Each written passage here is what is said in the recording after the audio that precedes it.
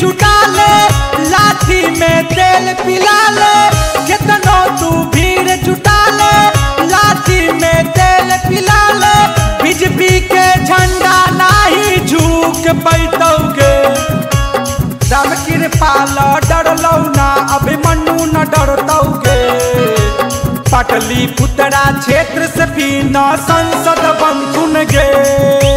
राम कृपाल डरलौ ना अभिमन्यु न डरतौगे।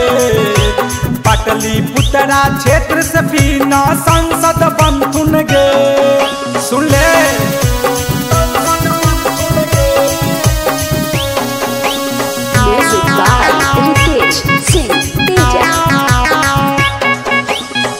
घरे घरे चर्चा होला राम कृपाल के। हौवे गरीब के नेता जीती है हर हाल में।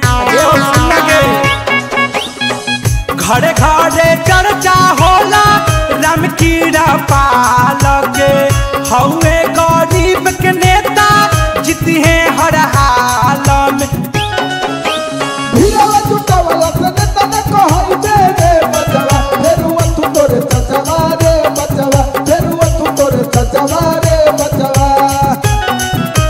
मोदी नीतीश के जोड़ी के माने पड़तौगे। अब की बीजेपी के झंडा पिने पड़तौगे। राम कृपाल डरलौ ना अभिमन्यु न डरतौगे। पाटलिपुत्रा क्षेत्र से भी न संसद बनथुन गे।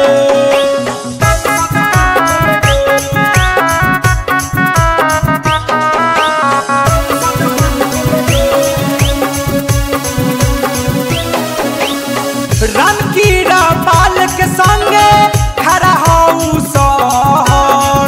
छोड़ दे पाटलिपुत्रा से जीते के चक्कर। आगे हो सुन लगे। राम कृपाल के संगे खड़ा हऊ शहर। छोड़ दे पाटलिपुत्रा से जीते के चक्कर।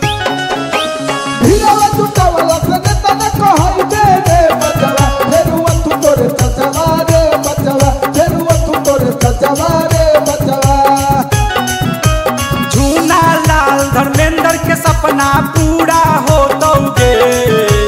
अब की बीजेपी के झंडा पिने पड़तौगे।